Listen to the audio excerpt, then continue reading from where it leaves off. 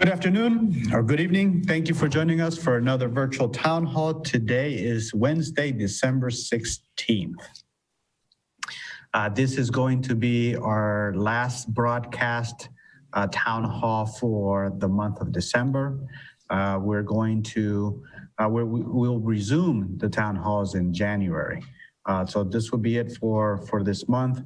However, the team will be working through the rest of the year. Should any urgent matters come up, we will stream any messages and broadcast any messages that may be relevant to the pandemic or other emergencies that may come up. So we'll be here to assist in anything that we can, and we'll provide you with timely updates as they come up, anything that's relevant. So for tonight, before moving on to announcements, I would like to recap the numbers where we are today. In the state of Ohio, we're at 584,766 cases. In Greene County, that's 8,076. For the village, we announced last week that we are no longer getting the regular emails that we were used to getting. These emails from the health department contain addresses and names of individuals that had tested positive, and that was as a safety precaution for both law enforcement, fire and EMS, all first responders, so they were aware of COVID cases in the community, so that as we respond to calls, we were informed as much as we could be informed. Now, our team has done a great job of responding to every call as if it's a COVID call. That means taking all the necessary precautions. So from a practice and process perspective, nothing has changed on our end. We continue to take all the necessary precautions as we were while we were getting those numbers, but we do miss getting that information, and we understand that the health department's challenges with this surge of numbers that we're getting. We're seeing numbers that we feared hearing about when Dr. Amy Acton was still leading the health response. She warned us that we did not want to see days with 10,000 cases a day.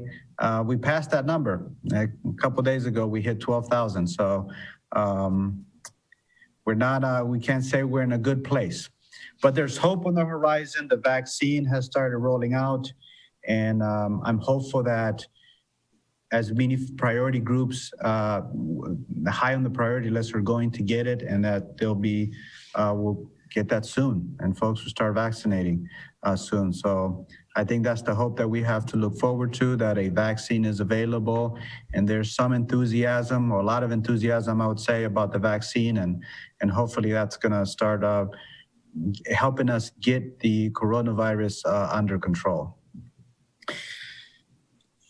The other point I wanna recognize is that this week we've hit a number that, in terms of number of deaths throughout the country, that we hope wouldn't come, and that's we've passed the 300,000 mark. So our thoughts and prayers and go out to those families who've been affected by this. I know we all have. I know my family has. We've had a family friend who feels like a family that we lost this year to COVID. So I know that we all have been affected by it. It's sad that this day came to see 300,000 people die in the United States. So let's keep doing what we can here in the village.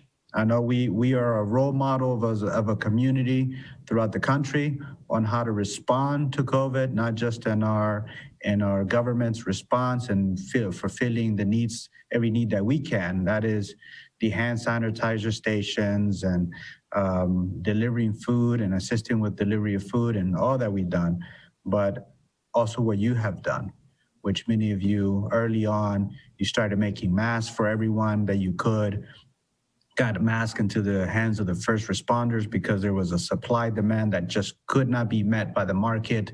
You helped meet that demand. You helped create a behavior, normalize the behavior of wearing masks and physical distancing. And so those are things to be proud of. We should be proud of what we are able to do, what we were able to do at our local community. And so I'm proud of that. Can I say I'm proud about the rest of the state and how some municipalities have responded to this? No, but I'm proud of what we've done.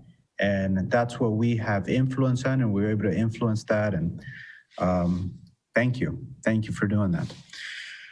All right, moving on to some announcements. The public Wi-Fi is up and running. So if you are in the downtown area, look for that Yellow Springs public Wi-Fi signal. Now, the system is designed, getting some echo here. The system is meant to be used outside. So if you're out and about, you're going to get a really good signal in the downtown. If you're inside of a structure, say you're in a brick building, you're going to lose not the entire signal, but you're not going to get the full strength of the signal. But it's up and running. Please feel free to access it. I think Philip's working on some great graphics to put out about the free online access. So hope you enjoy that. So, all right, I have a few folks joining me tonight, and I'll pass the floor to them. And then once we're done with the virtual town hall, we'll come back to me and we'll cover a bit more about on the upcoming vote and presentation at council on our budget for 2021. So Brian Hausch, welcome. Thank you for joining us tonight. Thank you, Josue, and really appreciate those highlights, recognizing, really that we've all been through a lot together in 2020. And in my opinion, overall, it has strengthened us and our village. And, I really feel like a great example of that is the team that is formed to address some of the critical issues. That's just one example of the great collaborations that have formed during this crisis. So just to reflect a little bit, Yellow Springs has done well. And Josue has highlighted some of that, especially compared to the municipalities in Ohio, and certainly if we look across the nation. And we are definitely in recovery mode. One of the things that you've heard us talk about is that we've invested what's now over $400,000 in CARES Act and other COVID relief related funds. And those dollars have gone to our community members, our local businesses and nonprofits and other organizations, and others who are struggling. And we've really been able to leverage those dollars for some of those long-term improvements, such as the public Wi-Fi that Josue has highlighted. And beyond internet access, I think it's really important to think about the youth programming that Florence and others have taken the lead on, and quite a variety of other initiatives that are going to have a long-lasting difference for the village. So overall, smart investments are being made, and this is adding to the village's resiliency. So I wanted to talk about a few things. One of those is I'm happy to highlight, and some of you may be aware of this, that we were able to recently provide $40,000 in CARES Act dollars to support our local organizations with HVAC and other safety upgrades. And this is really critical to, not only dealing with what's going on right now, but moving forward. And we are really excited to be able to include our senior center, our children's center, the Little Art Theater, and a variety of other important businesses and other local entities in this effort. This is not only going to keep their doors open, but it's going to keep our community safe. The other thing is the village has recognized how important rapid response testing is to get us through to the vaccine. And we have figured out that we could divert additional funds in our current 2020 budget to support this effort, which has been led by the Yellow Springs Community Foundation and the Yellow Springs Chamber of Commerce. And so there's been a little bit of information about this effort, but what I want to say is that we are prioritizing our frontline workers and their families, but these rapid response tests are ultimately going to be available to the community overall. And we really do think that this is part of that critical response to COVID that is so important right now. And for those of you that are tracking, there's a lot of discussion about how important rapid response testing is to everyone making the right decisions over the next 6 months. So I wanted to give a big thank you, and I've mentioned this before, and that is to our village team, our peace officers, public works, our administration, as well as our local frontline workers for being thoughtful, for being patient, and ultimately for making a real difference in our lives, keeping us healthy, safe, making sure that our general quality of life is being maintained, and keeping our local economy going, which is something that is so important right now. And it's why it's very important that we all shop and support local. Ultimately, we realize that all of you are dealing with a difficult and scary situation, and we really appreciate you for taking the risks for all of us. We appreciate you, and we just can't say enough about that. Finally, I want to emphasize it's important that we distance, but we do that socially. And if we dig deep for a little bit longer while safely enjoying our loved ones, we are going to be in a great situation. I think a lot of us know that the US problem, which is very different from other countries and our village, has been that the US overall has let their guard down, and there's been a lack of coordination. That's not what we've seen in Yellow Springs. And I think we've done a really good job of influencing those around us. And as Josue said, being that model. So overall, I want you to take care, be safe, and fully enjoy your holidays, because you need that rest. You need that mental acuity so that we can get through these next 6 months. And just know we're in good shape. We're here to help you. You can contact the village anytime with anything you need. And with that, Josue, I'm going to kick it back to you. Thanks a lot. Brian, thank you so much. All right, we will now hear from Police Chief Brian Carlson. Brian, thank you for joining us. Thank you, everyone. Happy holidays. Just a couple of short announcements. I want to remind everyone to keep your due diligence when driving. We're seeing temperatures that drop. It may change within an hour, but those can be the most dangerous driving conditions when we get a little bit of snow, maybe a little rain, and then the temperature drops drastically. Just be very, very careful when you're out on the road. And I also want to let everyone know how I'm feeling it in town, and I hope that everyone else is. And I'm talking about the holiday spirit. Get out, shop locally. If you need anything, don't ever hesitate to contact us. We are always here and always ready. Thanks, everyone. Happy holidays. Back to you, Josue. Thank you, Brian. Also joining us tonight is Florence Randolph. Florence.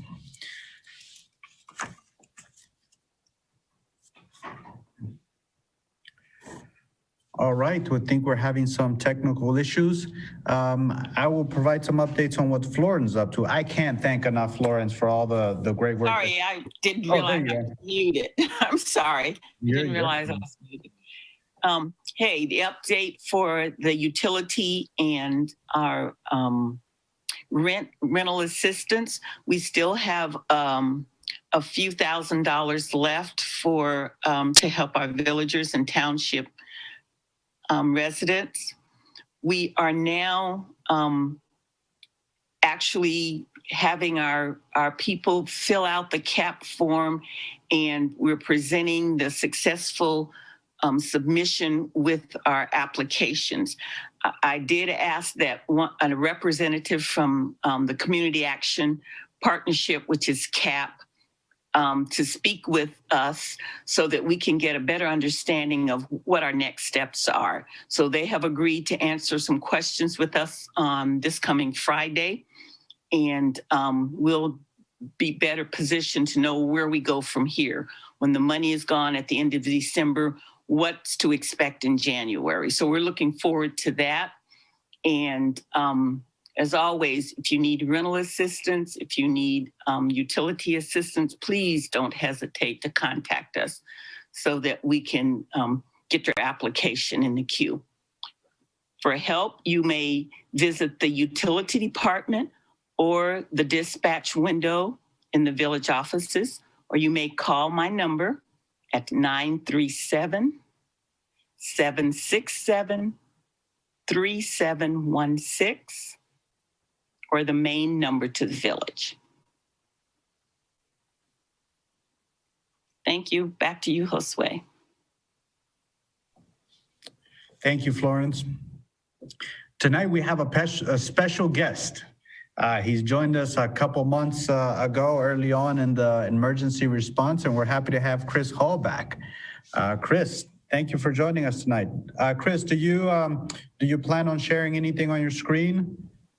No, just a couple of updates, kind of piggybacking a little bit on what Florence said. First, thank you for the invite. I hope everybody is staying healthy, and I echo what everybody else said about, I think we're all ready for a little bit holiday break. So I hope we're able to continue this resilience and gain a little bit of strength through that as we continue through the season. On top of what Florence mentioned, if anyone would benefit from that rental or utility assistance through Miami Valley Community Action Partnership, you can find the application on their website at miamivalleycap.org. Also, they did have an update on their website today. So if anybody has already applied and wondered the status of their current application, you can now email them at help@mvcap.com to check on the status of any already submitted applications. I know some people have been waiting to know exactly where they're at in the process after having already filled out an application. A little bit on the Home Inc. side, we have our Glen Cottages affordable rental project will be coming on online later in 2021. So if you or anyone you may know is in need of affordable rental opportunities, you can visit us at our website, yshome.org, to sign up for our rental waiting list so you'll be kept up to date as those opportunities progress.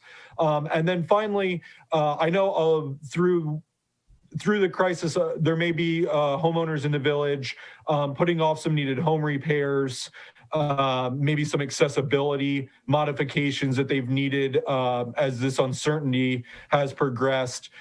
We have been fortunate at Home Inc. to be able to coordinate and spearhead a number of grants over the last number of years to help village homeowners. There are different requirements with a number of those different grants. So if you think you may benefit from that, please reach out to me directly at chris@yshome.org. And I'll just mention those grants, the need doesn't need to be directly COVID related. For most of these grants, it's just a homeowner in need, and oftentimes there may be some income restrictions. So although some of those opportunities may be a little bit longer term fixes, I don't think it's too early to begin thinking about that as we start to get a little bit excited about what coming through this looks like. There are going to be resources there, and we look forward to helping coordinate their distribution within the community. So thanks again for the opportunity, and once again, I hope everybody stays safe and enjoys the holidays. Excellent. Thank you, Chris. All right. And also joining us tonight is Mayor Pam. Welcome, Mayor. Oh, thank you, Josue. You're very welcome. And as always, it's my pleasure to be here. I have a couple of announcements from the practical to the more ethereal, so I'll get right to it. I know some of the people who watch this either use or know of people who use our food pantries in Yellow Springs. And this is a very good time to think about making a donation to one of our food pantries, perhaps one of the freestanding food pantries behind the Presbyterian Church or on Dayton Street, where folks can just drive up and get emergency rations for a day or two. Maybe if you're going out to the grocery the next few days, get a few extra items of appropriate foodstuffs to leave in one of those freestanding food pantries. This is a time of year that we need to be thinking about those less fortunate than we are. Also, if you avail yourself of the food pantry, the larger one at the Methodist Church, usually they're open from 2 to 4 on the 2nd and 4th Thursdays of the month. This coming week on the 24th, they will be not open because it's Christmas Eve. They will be open Tuesday of next week, Tuesday. So if you or anyone you know uses the larger food pantry, don't forget that it's Tuesday. I've reminded a couple folks already and they said, oh, I forgot, I didn't know that. So just be aware.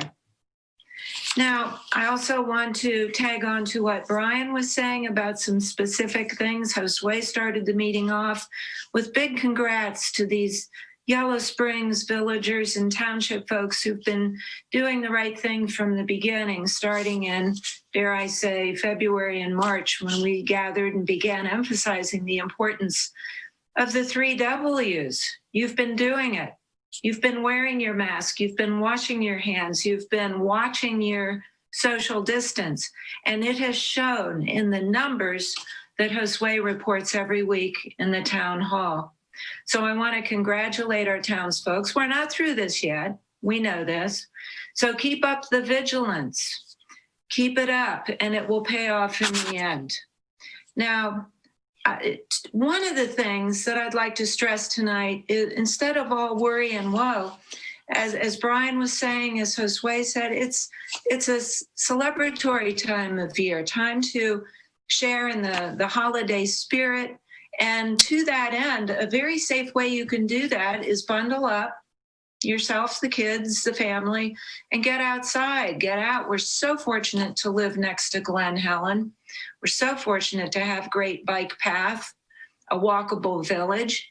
Get outside, walk around, and take advantage of being outdoors, even in this beautiful time of year. I want to make sure you know, of course, most of you are aware that Monday, December 21st, is the winter solstice.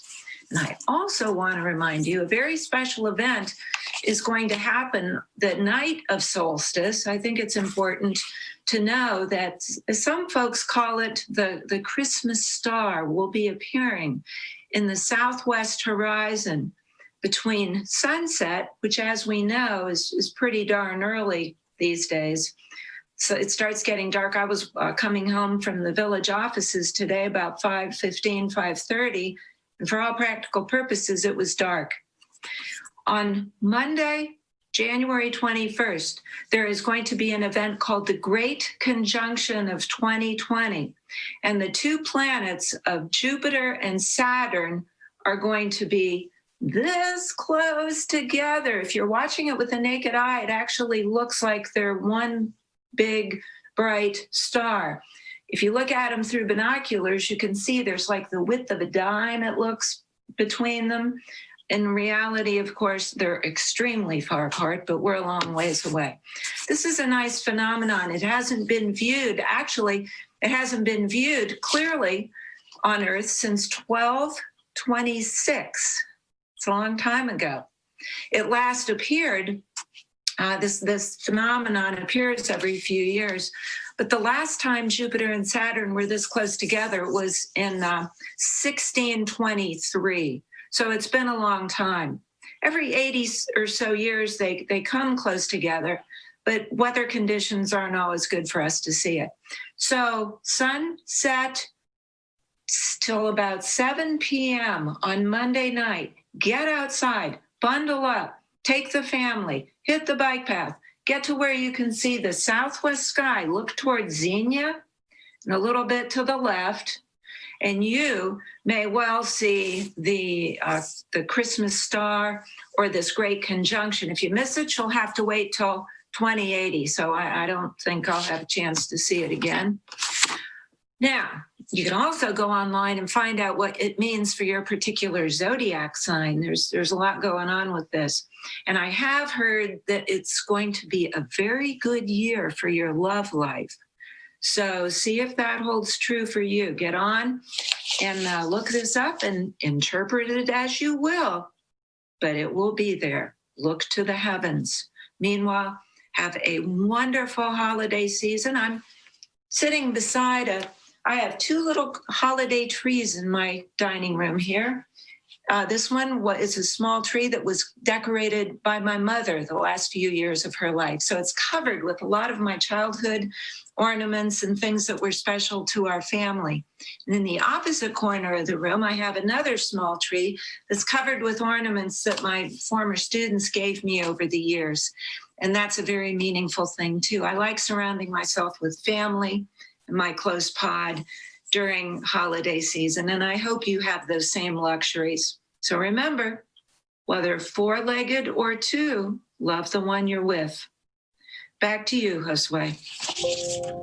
Thank you so much, Mayor. I'm looking forward to seeing that dual planet view. So that's the 21st, is that right?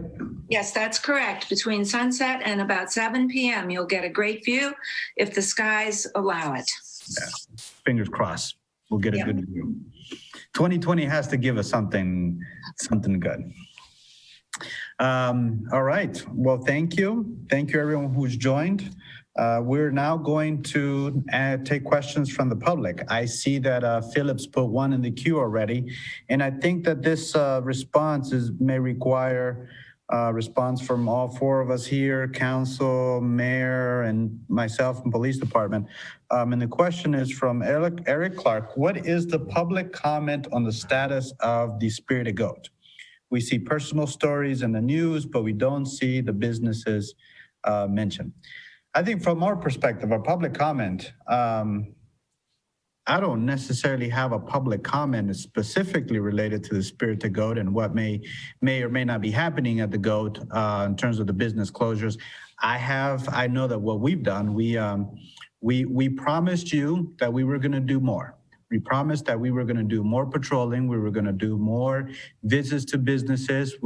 We encourage you to file complaints, to report dangerous activity in the downtown area or elsewhere that it's worth us looking into. And we have. We did. And the Spirited Goat was one of those places we visited. We worked closely with the business owner to help them come into compliance. We've provided signs. And so we did what we promised to do, which was to help everyone meet compliance standards and rise to the occasion to provide the safest environment that we can. We provided notice to abate a violation. And then what's happened since then, business has remained closed. And I saw a fundraiser for Brother Bear potentially going into that space. I haven't had any conversations with Brother Bear or anyone else looking to move into that business. So in terms of a public comment, if the Spirited Goat is closing due to the COVID impact or whatever it may be, I'm sorry to hear that the business is closing. As I would feel bad for any entrepreneur who puts sweat, their life's dreams into starting a business and wanting to be successful, and to have the business come to an end. I know that it can be very challenging for folks because just every entrepreneur I know that runs a business, they put their heart and soul into it, and they really want it to be successful. But other than that, I don't know what's happening with the Spirited Goat, but I wish its owners and staff the best, wish them all the best in their new endeavors and what may be ahead of them. I will think of them and want nothing but positive things to come out of this. So that's my statement. I don't know if my colleagues have any other statements or anything that they would like to add. Chief Carlson, anything on your end? The only thing I'd like to mention, I know that we've had some concern over some of the homeless population, and Mr. Harrington, we cannot give any orders regarding the use of the inside of the establishment now that it is closed. It's much like a residential. But we've done very well. We have, and I'll put this out there, 2 remaining homeless individuals that are now using the entryway to the Bryan Center at night. Officers are caring for them. And I know Florence has worked tirelessly to find shelter and placement for them. It's very difficult in situations where there's severe mental health issues in trying to help someone who may perceive or they don't want the help. So if anyone has any ideas, please reach out. We'd be very grateful if there's anything that we can do to help these 2 individuals. Both are from Yellow Springs, and we care for them dearly. We just want to keep them warm. It's going to get worse before it gets better. Thank you, Josue. Josue, it's Mayor Pam, and I would like to jump on following Chief, because I want to emphasize to our villagers the words that I just heard Chief Carlson sharing with our community on behalf of our Peace Force. The concern and the care and the outreach and the hours and the funds and the effort that have gone into helping different aspects, various members of our community who need it I think is exemplified perfectly in what Chief Carlson just said. And we're very fortunate to have the peace officers and the department that we have here in our little corner of Ohio. At the end of the day, we have a mask ordinance in place. We started, as was mentioned, giving out masks at the start of the seriousness of the COVID approach and so forth. This virus got closer and closer. We wanted everyone being masked up, and that was provided for thanks to the good people at the Community Foundation, the various mask makers, the efforts of our council president, Brian Hausch, who was out there every weekend with his table and his masks and giving those away and so forth, lining up volunteers to person the tables. So many efforts were given to keep our village safe. We heard from our community members, many of whom signed in on through social media, who spoke up at this meeting, who spoke up at council meeting, who spoke up through petitions saying, we like kindness, but we need more. And thus a resolution was passed by the village council. But a resolution is the toothless dog, if you will. You can say we have a resolution, but there was no legality behind it. So the council thus passed an ordinance. An ordinance is statutory law. It's legal. But still, going back to what Chief Carlson said, he worked with the community.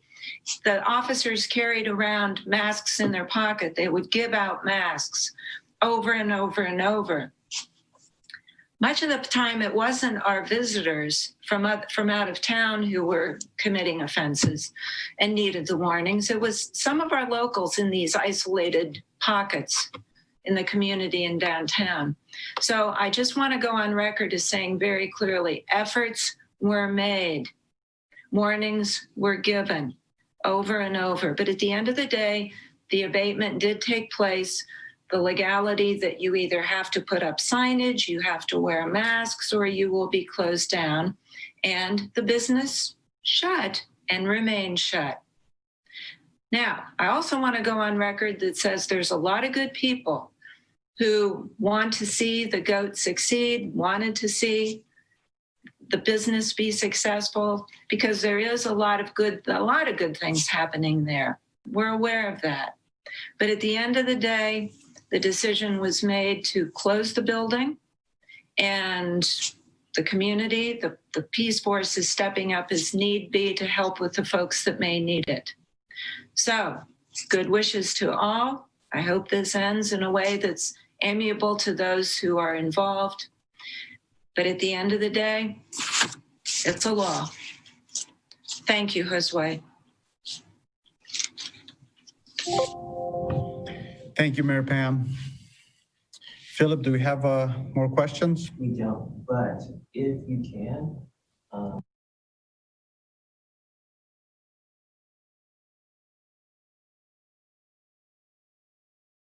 Okay, I have a question that Philip just stated.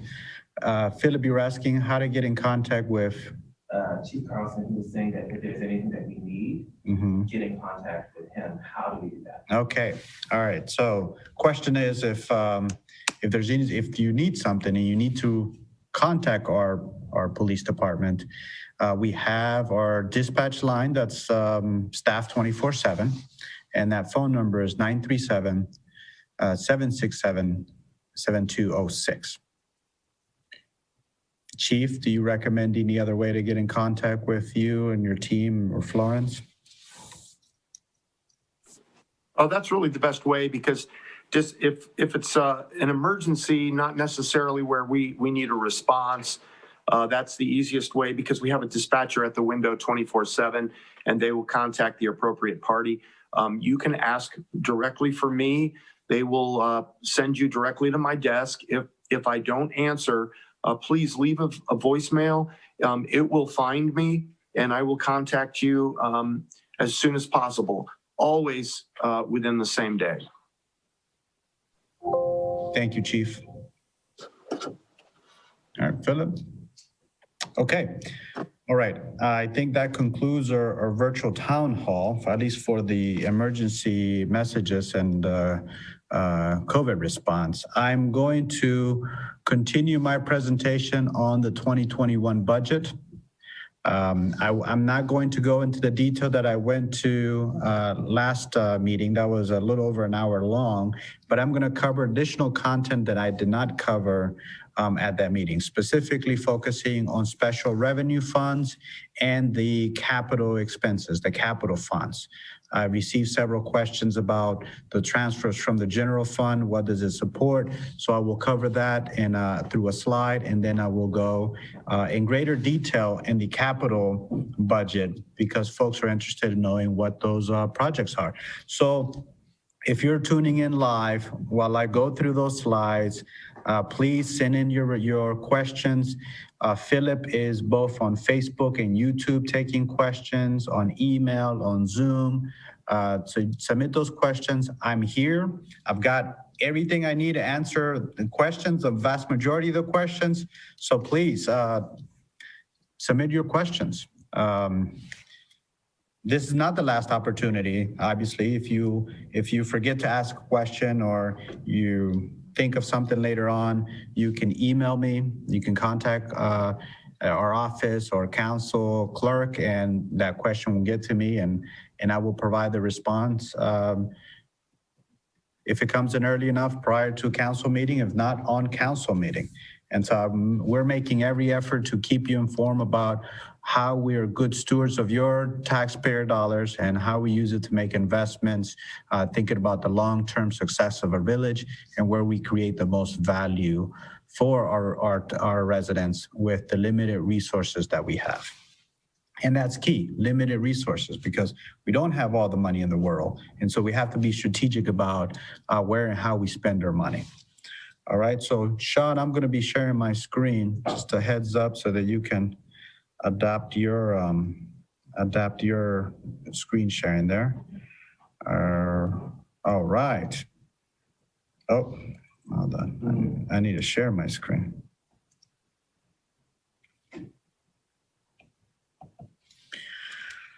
Okay, first I'll start off with the general fund.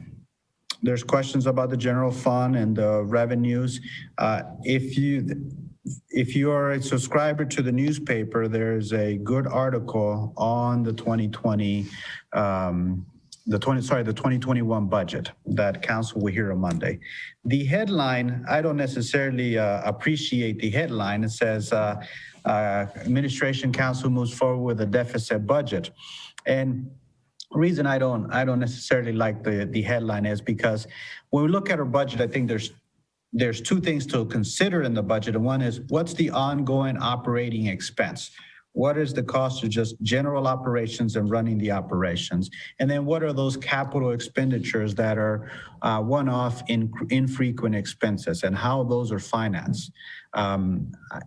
unfortunately, the way that our budget is structured, and it has been for many years, at least in the current setup that I have since joining the team in 2019, the budget going back to 2010 has been structured in a way that everything is seen as one budget, and that includes the general fund activities, special revenue funds, the capital accounts, the capital funds, and the enterprise of funds.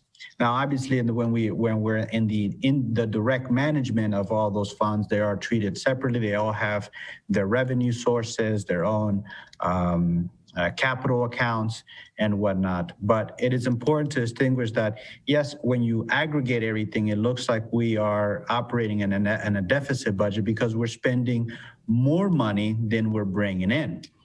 How we're making up that deficit funds or the deficit revenue is that we are drawing the extra amount of money that we need for the year from reserve balances that we have.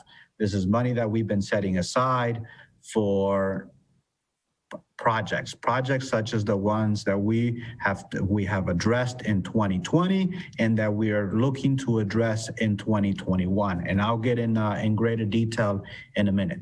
So we are spending more money that we're bringing in, but we have the reserve, the fund balances to support the activities that we're proposing to address in 2021. When you look at our fund balance in all of our accounts, particularly in the operating account, we are above the 90-day reserve balances that we set for ourselves. And the 90-day reserve balances is key because you want to have enough cash on hands to be able to do all the operations, to finance the operations, particularly the ongoing expense, which a lot of it is personnel expense, and I'll get into that in the next slide. So first, I want to start off with what are the revenues for the general fund. For 2021, we're looking at $3,263,185 from revenue. This comes from a variety of sources. It includes income tax, real estate taxes, kilowatt taxes, rollback homestead, which are part of the real estate taxes, the local government tangible distributions. These are funds that we get from the county. There are some taxes that we are eligible to get that are shared with taxes. Matt Dillon is our finance director, not so new anymore. He's been with us for over 2 months, and he's certainly been put to work since he got here. Matt and I we were doing very nerdy work today. We're looking at all the permissible tax and looking at the ROC code and how the ORC states they should be recognized. So that we were getting down to motor vehicle tax registration. And when you pay your vehicle registration, you may only see a one number, but that one registration fee goes several different places. And Matt and I were talking about that and making sure that we were getting our fair share and it was going in the right place. Anyway, I digress. So local government, interest income, this is the money that we are making by investing fund balances that we have. I think you've heard from me before and you've heard from council that we updated our investment strategy. We're being more strategic about how we're making our investments. So we had money in Star Ohio, Star Plus. We also have investment vehicles with Raymond James, and we have money market accounts with West Banco. And in 2019, we had some good returns. In 2020, we're very optimistic. COVID hit, and we took a hit like everyone else's other investments, unless you are in and invested in stocks in Wall Street, and you've happened to have those unicorn stocks that are outperforming all expectations. But we cannot invest in those things. We have to invest in things that, one, preserve capital, because we would not risk losing taxpayer money. So it's got to preserve capital, and it's got to have a secure or modest return. So we primarily invest in CDs and other state-backed bonds and vehicles that are approved as investment vehicles by the state. Rents, That's $65,000. We rent property, we lease property. What you'll see in your slide here is that now includes Verizon, and that's because we lease property for a Verizon cell phone tower, and that's right here at the John Bryant Center. We have another tower out at the farm, and that is by the provider that's on that tower is T-Mobile. Lodging tax, we're feeling very optimistic about lodging tax in 2021. So expect around 50,000. Cable franchise fees, that's part of your cable bill that you pay. We have a franchise agreement with cable providers, and that agreement set at the state level. And so we get a small contribution from that the cable bill that you pay. There are all the other amounts are small amounts. In the newspaper, one of the things I appreciate about Megan's article is she makes sure to highlight that we anticipate a 16% revenue loss in 2021, and that's due to COVID. So we're budgeting for less revenue than we would have expected because of COVID. So I think that given where we are now, if you look at our numbers now in terms of number of cases, God, if you would have told me back in April, May that we were at 12,000, we certainly would have been at a more significant business closure than we did in the early part of this year. But no, we're trying to get through this, and we're trying to get through this safely. And so we expect to still continue to feel the effect of COVID. So that's on the revenue side. And this total revenue, this is about 24% of our revenue. Everything else that comes in most of the other revenue that comes in is for enterprises. That's charges for services. Those are things that you pay for electricity, pay for sewer, pay for water, and other fees that we collect. But the general fund is a particular focus for folks because this is where, or at least what I've heard from council members and some citizens, that this is where the anxiety is in the general fund because we are dipping into the reserves of the general fund. All right, going on to next slide is the expenses of the general fund. I touched based on this at the last time, and you'll see this chart in the Yellow Springs News article, with one exception that for that article, we broke out the transfers from the general fund by department that they support. General funds primarily supports the streets and parks department, and I have another slide for that. But this is how we're spending the money in the general fund. See that public safety is 38%, transfers are 35%, administration, that's myself and other admin staff, that's 10%, council, 6%, planning and zoning, 4%, and then rental property, that's the expense that we incur to support the train station and the library. Then there's small amounts from mayor's office, auditor expense, cable TV, library, council commissions, mediations. And that's the total. All right, I created this slide and you may be familiar with this. This is on the general fund expenses by category. Folks want to know, well, what are those expenses in the general fund? And 44% of it is personnel services. That's to pay salaries, to pay health insurance, to pay for pension, and all the other human resource personnel expenses that we incur to deliver services. You'll see that transfers, that's classified as just one item, transfers, and I'll break that out in a minute. Special revenues, this is where the transfers go to, special revenue. Biggest department we have in special revenue, it's streets, followed by the Bryant Center, parks, and pool. And I've broken out those three divisions there because they make up parks and recreation, but I think it's important to break those out so you have an idea of how much it costs to say run the Bryant Center, the parks division, and the pool division. There's also a category for police pension. The police pension fund has to, by ORC, has to run separately be reported as a special revenue fund because it has there is a small contribution from the inside millage property tax that goes to that pension plan, and that by ORC has to be listed as a special revenue code. So does streets. Streets as a special revenue fund is created by ORC because it has a dedicated revenue source, and that is the gas tax.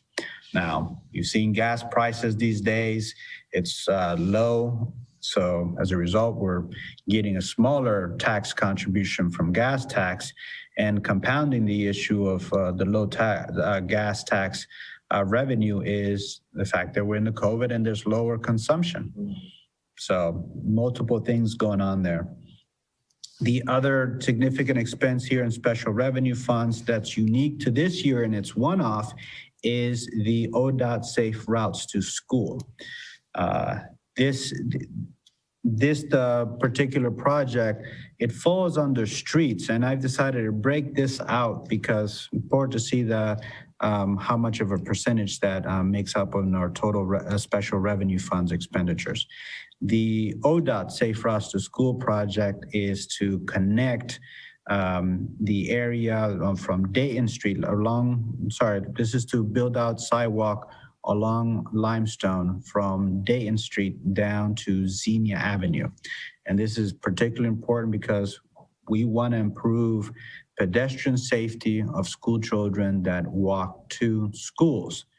Now, there is also an added benefit that other people use the sidewalks, not just school children. We all use the sidewalk and we all benefit from it. So that's the contribution that we must provide. It's a match that we must provide in 2021. This project was initially scheduled to start in 2020, and our cash contribution was required in 2020, but because of COVID, we reached out to ODOT and worked with them to see if we could push off the project, or at least our cash contribution, to 2021, because we were uncertain of what the COVID impact would be. And if you recalled, we had to cut our budget in 2020 by more than $350,000 because we had less revenues and we had to do the fiduciary responsible thing to do, and that is to cut expenses to, at minimum, match the revenue reduction that we expected. So we did that, and that's one of the reasons we pushed off the ODOT Safe Routes to School project. So that's represented here. This is the special revenue funds by expenses. Largest expense again is streets, followed by the Bryan Center at $295,000, the ODOT Safe Routes to School at $275,000, Parks at $126,000, pension plan at $118,000, and the pool at $102,000. Then the other small amounts, economic development. We continue to fund that project. We have a utility roundup program, and we have set aside $7,500 in expenses, and that number changes throughout the year. If you've been following these virtual town halls, you've heard from Florence how much money we've been able to secure for residents. Some of that has been donations to us, some of that comes from a utility roundup program, and others come from the generosity of our partners, whether that's the community foundation or the township and others. And individual donors like yourself. Many of our residents, they believe by the last count we did, over 24% of our residents participate in the utility roundup program, where you round up your utility bill to the next dollar, and that amount of money gets added to the fund and gets used by other residents who are in need. Okay, so that covers that portion of the presentation. Any questions on special revenues? I know there's a few second delay on the broadcast, so Philip is gonna keep an eye on the chat box to see if any questions come in. Okay, now I wanna share my screen, my budget here. Okay, I think I've got this up. Okay. All right, now what we will walk through is the capital budget. Okay, let me make this bigger. Sean, how does that look? Is that a full screen there? You got it, okay. All right, 2021 capital. First, let me give you the full number. What is the total capital expenditures we anticipate making in 2021? That's a total of $1,327,100 in capital expenses. And that 1.3 million is broken out by fund. So we'll start at the top. And some of these expenses are shared across different funds because, in particular in enterprises, they are shared resources. There are things that are shared. A good example is the GIS mapping costs. That's a project it's got a price tag of $35,000, and that gets shared across different divisions. So, electric department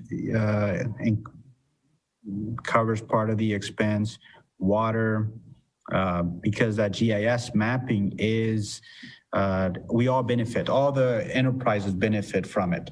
If you didn't catch it a couple months ago, we were awarded the most prestigious award that our American Municipal Power Association provides grants, and that is the Innovation Award. So we won the Innovation Award. Yes, this tiny little village won the Innovation Award for what we're doing with our GIS system and integrating our GIS system with the iWorks system. The iWorks system is a citizen portal where you can submit ticket requests. Things such as a cracked sidewalk or down trees or anything that is not an emergency. And you can submit your ticket service request to their platform. On the back end, what's happening on the back end is that ticket is associated with what we're calling an asset of something that we own that's part of our infrastructure, and it's attached to that object. So let's say you reported a broken or a faulty hydrant. Well, we're able to tag that hydrant, and we know every work that's done with that hydrant. And if someone needs to know what was the last repair to that hydrant or water line, what's right there in the system. And our team, our crews have the latest information, and they have accurate information. There have been things that I've discovered as a village manager here is that we've discovered maintenance holes that we didn't know existed. They were not drawn up on anywhere, and they just didn't exist on paper or on any system. And as we're working on our utilities, we discover manholes, discover lines that someone put in and didn't bother to document it. So that's part of it's an example of the GIS and mapping software we're doing. So, all right, back to the business at hand. On the general fund, capital expenditures coming out of the general fund. For 2021, we are planning $63,000 in expenses for the general fund. That's everything in 101, and that's primarily is the police department. In the police department, we are looking at an expense of $45,000 for a new police vehicle. It's on our schedule to replace a police vehicle that just needs to be replaced. And actually, I think I have a image of that. Let me see. How do I bring that up? That's 5. Oh. Okay, I'll have to look that up later. I know it's right here in one of these tags. Is it this one? Oh. I ended my screen share, didn't I? Okay.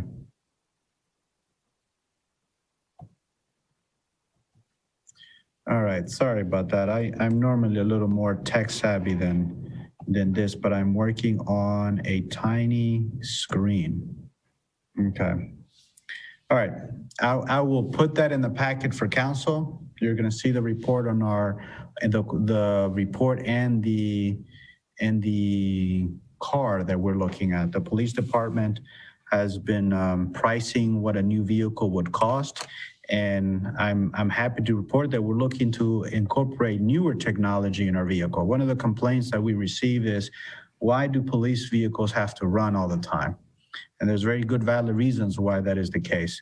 In addition to being able to deploy a peace officer to an incident right away, we have very important electronics on board that when the car is turned off and turned on and restarted, that restarts all of that technology in there. So it's critical systems and technology that's on board that we just can't afford to reset them and start them, and it creates a problem. So one of the reasons why they had to run all the time. So we're looking at a new vehicle to price tag of $45,000, and we're hoping to secure a hybrid vehicle for the same price range. So that's good news for, I know one council member has particularly requested that we incorporate greener and more sustainable technology.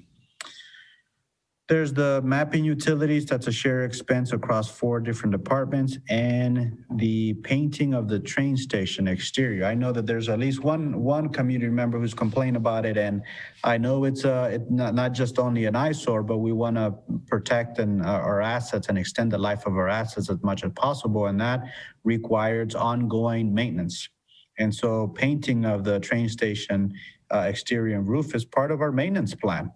These things will help extend the life of the assets. They help preserve the structural integrity of the wood and the roofing. So that's planned for 2021. And the special revenue funds, you've heard me cover at least $275,600 for the Safe Routes to School project, and that's a 20% match. But what we also plan in that special revenue fund is $60,000 of stormwater repairs, and that is key. Earlier this year, I reported out on the need for effective stormwater management strategies and how we need money to execute effective stormwater management strategies and tactics. So we need to invest on it. The climate change and climate impact has increased precipitation around the world, and here in Ohio, here in Yellow Springs. And some neighborhoods are affected more than others because of just the stormwater systems that are in place. It's common for many municipalities to have a stormwater utility as a vehicle to a revenue source to cover the expense of stormwater mitigation initiatives. We do not have such a utility, and I don't know that given the COVID pandemic and how financially strapped a lot of our residents are in the community, that I'm not sure that there's a lot of appetite for a stormwater utility. But I want to put a bug in your ear now that it is something that we're considering here, and it's worth our community to consider because stormwater is an issue. Here it's causing backups into homes. It's causing high cost at our wastewater treatment facility, and because we're having to treat clean water, and we want to keep that water clean. But unfortunately, we get a lot of stormwater that enters our water treatment plant due to infiltration and inflow. And there's just an abundance of water. So anyway, so we've got $60,000 planned for stormwater repairs. We're going to buy new village corporate limit signs, and we also need to, should council pass the ordinance on Monday to restrict and prohibit engine brake, that's also signs that we need to buy to install in at the corporate limits. Then we've got $10,000 for curb replacement and repairs. I hope you've been witness to the improvements that we made to the sidewalks, and curb replacements. We've ground a lot of sidewalks, helped level them out to make them safer for pedestrians. and crack and seal. That's ongoing work that we just do every year. All right, and those are smaller amounts there. So that's a total of $365,000 out of the special revenue funds. All right, state highway, we don't have anything planned for state highway. The most recent activity there was the flashing crosswalk signs on Short Street. We've seen an improvement in the pedestrian safety due to those enhanced LED lights crossing signs, but we don't have anything planned for 2021 through 2025. Okay, all right, now moving on to parks and recreation capital. We're planning $149,750 of capital improvements under Parks and Recreation. Starting at the top, there's an additional bridge we wanna build at the Ellis Bridge to the Arboretum. But we've gotten a lot of good feedback on the two bridges that we installed at Ellis Pond, particularly the one over the spillway that certainly has made the park. It has enhanced not only the appeal of the park, but the safety of the park. So I'm happy that we were able to do that, and now more folks can enjoy Ellis Pond. So we want to do that other bridge to the Arboretum there. Gone Park softball dugouts. The other one is the drive apron. The Gone Park drive apron needs some significant repairs. So we're putting that in the budget for 2021. We do have equipment to purchase, 2 new mowers. I know that that's a price tag, but that's what these commercial mowers cost. They have to be commercial because we have a lot of green space that gets mowed. Just to give you a general idea, we mow the Gone Park, the baseball fields, Ellis Pond, the John Bryan Center, Bill Duncan Park, Betty Hughes Park. There's so much green space that we have to mow, and we need commercial and efficient equipment to do that. Next item is the Sun Farm generator. This is an item that's shared across 5 different expense accounts. We've had in my time here, we've had 2 power outages that are so significant that they knock out the power at the Sun Farm. So when we have such a power outage and an emergency, is that our team is unable to, or has a hard time getting into the farm because the gate's powered by the same electricity that powers the rest of the village. So when you lose your power, so does the farm, and we're unable to get to it, at least through the remote controller for it. So it's a manual process to open the gate, open all the doors. And one of the concern isn't so much of having to put your shoulder into opening the gate. Does it slow things down? Certainly it does. But there's a safety risk to our crews when they have to come in late at night in the dark and have to go into the farm trying to find equipment or get into their vehicles and get all the equipment they need. It does slow things down and it creates a safety hazard. So we've been working with the team on setting up a generator for the farm, so that when power does go out, our crews can come in, gather the equipment they need so they can get as fast as they can out of the farm, out onto the field to restore power or deal with the emergency that needs to be dealt with. Excavator and trailer. This is a key function of our work. Our guys are digging up sewers, water lines, you name it. We do a lot of our own excavation for our work, unless it's a big project that needs to be outsourced. But this is a much needed equipment. Likewise with Bobcat and Track. Then we've got painting for the pool at $25,000 and other hazards at the pool. We've this year we had I don't know if you I know many of our residents visited the pool, and you might have observed that there was some cloudiness on a couple days of the pool, and in troubleshooting that, we learned that we have a water leak on our pool underground. Couldn't detect where it's going, but we know it's leaking into the ground. And so not only do we need to paint it, but we also need to do some resurfacing and repair to the underlayment of the pool. And that's part of that work as well. So for the pool, we're looking to spend $35,000 in total on pool improvements. That's capital for Parks and Recs. That's almost $150,000. Then we've got a couple capital expenses. The John Bryan, there's bathroom updates that need to be done. System is has deteriorated. The bathrooms are deteriorated, and want to make sure that that we improve them. We also have replacement windows. This doesn't cover the total cost of all the windows. We want to split that over 2 years. We have age windows. Some of the windows, the window inserts on them are rotting out. We have energy loss and cooling loss, so it is contributing to your energy bill. And so we need to replace them. One, because they're deteriorated. Two, it would improve the energy efficiency of our building. So for 2021, that's $58,000. All right, now we're getting into the bigger ticket items here. Now, electric capital improvement fund.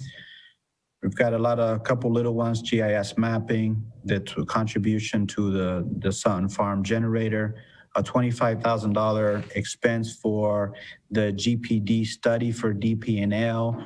A couple months ago, we had our consultants, GPD, report on the conditions of our electric grid system. And they cover things from poles to the size of the conduit wire and the low capacity of the conduit wire. We also cover the circuits and the load that's on our circuits. We've got 2 circuits, and we discussed the capacity, and we also discussed the importance of a loop in the village so that we can build resiliency in our system. The GPD study for DP&L is due to we have only one access point for DP&L energy to us. You might have observed from a couple weeks ago, there was a young man that's involved in a car accident and knocked out the pole to the entire village.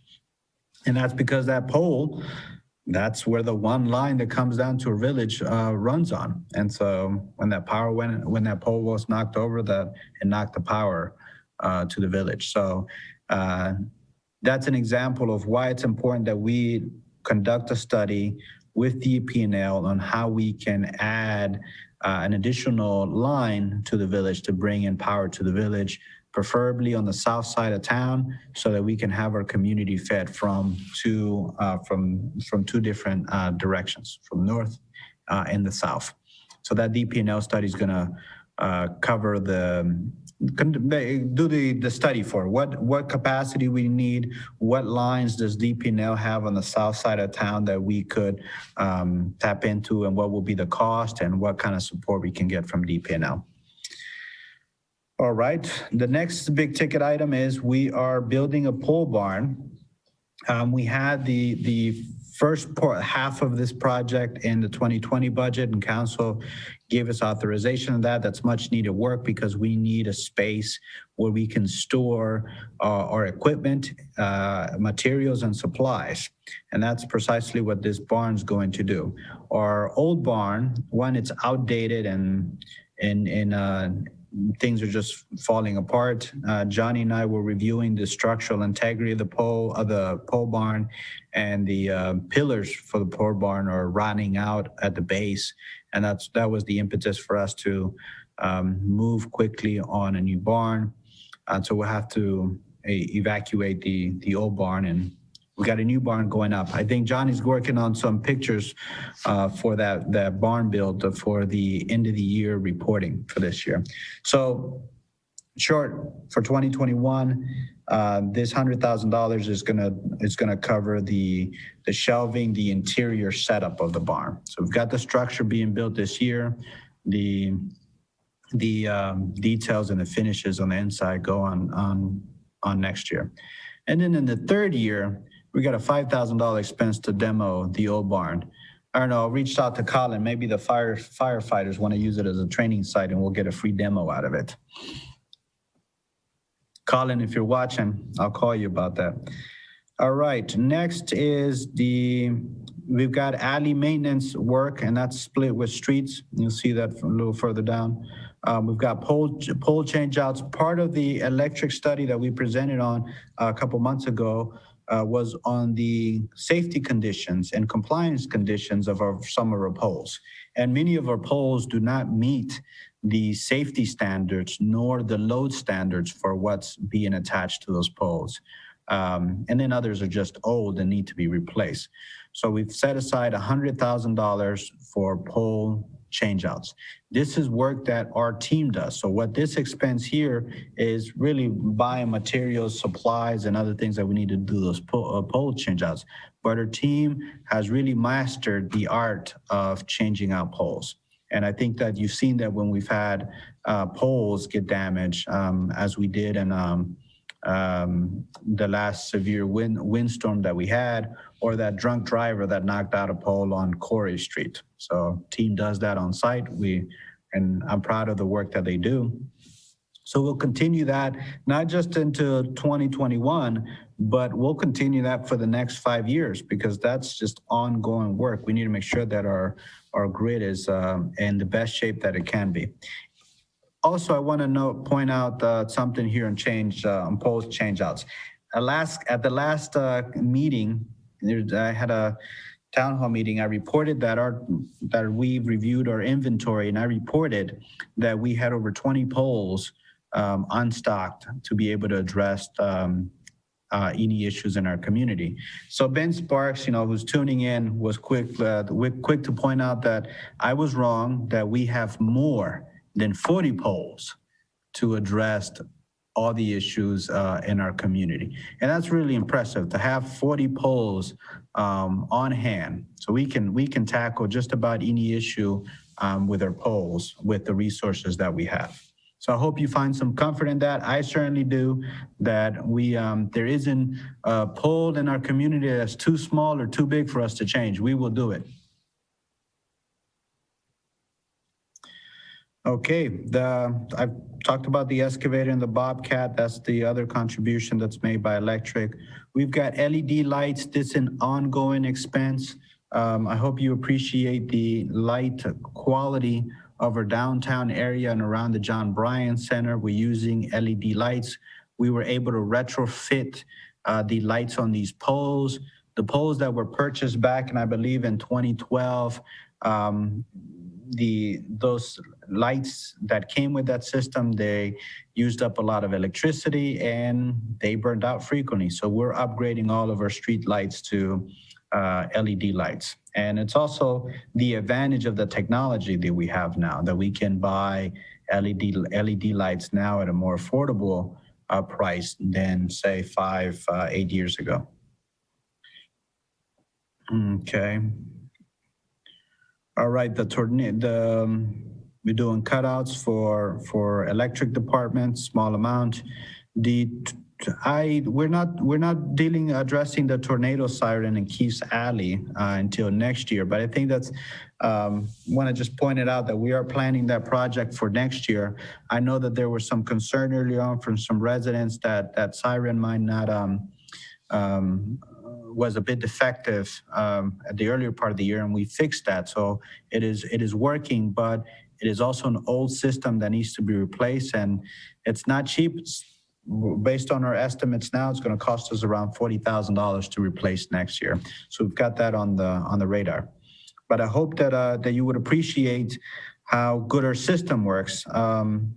That we not only we are quick to sound the alarm when we receive information from the National Weather Service that there's a risk for a tornado.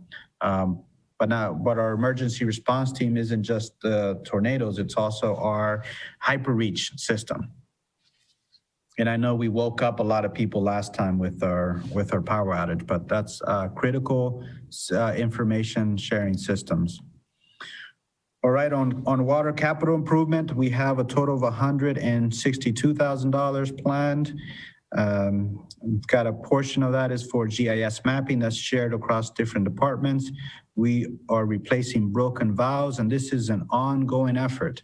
There are numerous times when our folks go out to do some work on a home and water needs to be shut off and it can't, or it gets turned off and then it can be turned on because there's a broken valve on the system. And so that's an ongoing expense. We've replaced broken valves on a regular basis.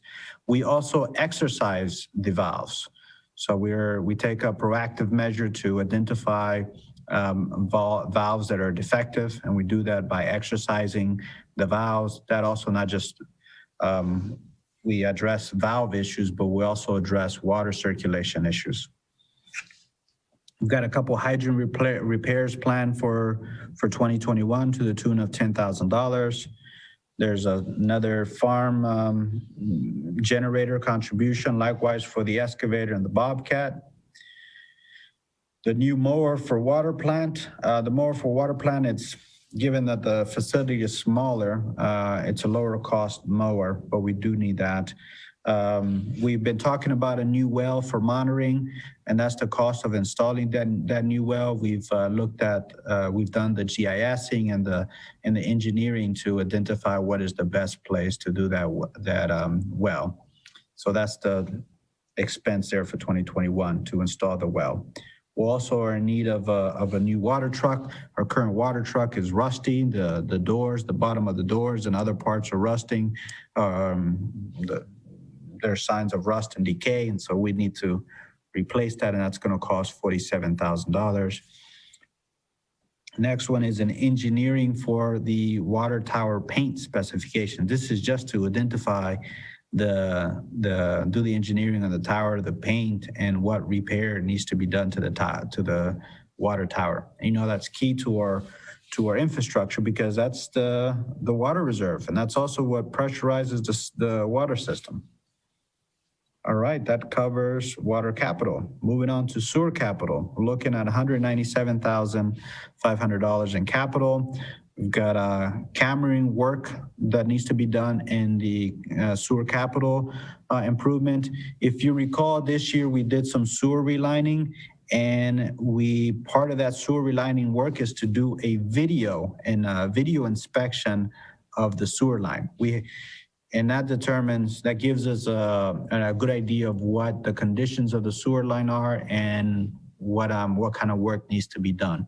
And that's important for us to do ahead of the actual relining work because we want to focus on the areas that are the most critical. Because again, we have limited resources and we want to make the best use of our limited resources, and we do that by focusing on the most critical items and addressing them right away.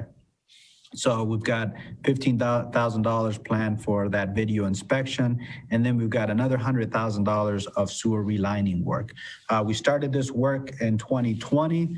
We had our first section of town that we identified in our project list reline, and we're showing the work was done to a very high standard, and we're seeing the benefits from it. So we've got another $100,000 planned for sewer relining. I know that there are folks that have issues with sewer backup and how things flow in the system, and they want to be the first ones in line to get their laterals relined. Our approach to the work is we have a map, and you can find this in one of the council packets because we put it out in a presentation where we looked at the village, and we broke it up into different sections. We identified which are the oldest sections in town based on when the sewers would have been installed, and we're prioritizing the older installation or the sections of pipe that were installed the earliest, because just through natural degradation, we anticipate that those sewer lines have deteriorated over time. Then we'll also look at the data where we've had the most problems with our sewer lines, and so we compare the expertise of working with the system and looking at the system and its installation date, and we look to address those problems in a systemic way. Okay, we're raising maintenance holes. It's important to raise these maintenance holes because when they're on the lower part of the grade, water just runs and enters the system. That's part of the infiltration and inflow problem that we're having. The team and I, we work diligently on identifying the challenges and creating our work plan to address those challenges. And part of that work started with reviewing what reports that we had commissioned in the past. And I think you know this well as a community that we have commissioned various studies and research projects on our infrastructure, and many of them just sat on the shelves. One of them was been, I reported a couple weeks ago about the village pursuing a stormwater system along Dane Street. I think the Dane Street businesses are very familiar with the challenges there. And this system, the challenges of that system go back to the 1960s. Well, Johnny and I were working on engineering the rerouting of that storm sewer. And as we're working on it, before we spend any money, I said, let's look at what has been done. What work has gone on to this? And sure enough, we found work going back to the 1960s. And in 1966, there was a very detailed plan on how to reroute that. And then later, there's another plan that was very similar. And had we gone out of way and spent the money to re-engineer this thing, we probably would have come up with the same solution in 1966. So what we decided to do is pursue grant money and look at implementing that engineering that's done in 1966, because it may be old, but it's still good. It's still good. So we're looking to execute that in 2021. I'm sorry, not execute. We'll be pursuing that effort. And the reason I brought that up is based on the raising the manholes. So going back to the studies, raising the maintenance holes was part of a study that was commissioned about 8 years ago. Part of that study also involved purchasing lids for the maintenance holes, and lids were bought. They were just never installed. So we're taking care of that work, and that's part of our improving the efficiency of our sanitary sewer system. All right, the next one, sludge press. I think you've heard a lot about Renergy, and latest I heard is that there's going to be a court case or Energy's caught up in some court case. But anyway, Renergy was the company that we used to deliver our biosolids to, and I thought it was a great solution to our challenges, disposing of our biosolids. And it also cost us less money than what the alternative was, or at least the alternative of having to haul it to an environmentally sustainable way. We've got a good plant, and we've got a good process that we could land apply our biosolids, but I don't think our residents in the township would appreciate that very much. So we've got our own sludge press, and this is a machine that presses the sludge and extracts through mechanical force, extracts the water out of it. And that way we can get our biosolids to a higher concentration as a more of a dirt looking thing. And we extract the water, and the water goes back into the wastewater treatment facility to be further processed, so that then it's clean enough to be able to be released into the stream. So that sludge press, that's one of the ways we're dealing with our biosolids, since we're no longer delivering to Renergy. So the way the process or new process work is we were pressing the biosolids on site. We placed the biosolids on a concrete platform, let it air a little bit, let it dry out a little bit more, and then it gets shipped out to the Brown County landfill, which gets put into a landfill that's got gas capturing technology. So they're able to take the methane gas that is generated by the biosolids, and then that gas is then put through a little mini power plant that gets burned off, turns some turbines, and then that turbine gets turned into energy, that some of which comes right back to us, because we also have a contract with Brown County landfill for energy. Long explanation. Okay, the scuba upgrade. This is for our wastewater treatment facility. Back when our wastewater treatment facility was upgraded, there's a critical technology component that supports this. That's the SCADA system. That's a computer system that basically runs the plant. It's the technology that runs the motors, that provides sensors on flow, and just coordinates the electrical computerized system. That's an old computer system. It's got Windows XP. It's not supported. The sensors are defective. This in 2020, we had a couple overnight alarms go off, and we had to call in people overnight, costing us overtime and other issues. It all turned out to be a faulty SCADA system. So it needs to be upgraded, and that's a $20,000 expense. It's not cheap. We can't just buy any laptop and hook it up to it. It needs to be a very specialized system. All right, so that brings us to a total of $1,327,000. So that's our capital expenses. Philip, do we have any questions? Okay, I can talk all night, but it's 8:30. Do we have any viewers left on Facebook? Okay, good. I know Sean is here and very attentive. Okay, well, that concludes my presentation on capital. If you have any questions, please send them our way. You can email them to me at jsalmeron@yso.com. So that's JSALMERON@yso.com, or you can submit a question through our website. There's a contact us through our website. There's a way you can contact me directly through contact us form, or you can contact counsel through it, or Judy Kittner, counsel clerk, or anyone on the team, really. You can submit your question there, or just call our office, 937-767-7202. Okay.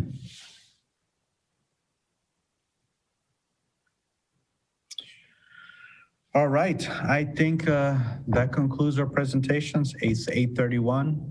If you have any questions, please don't hesitate to reach out.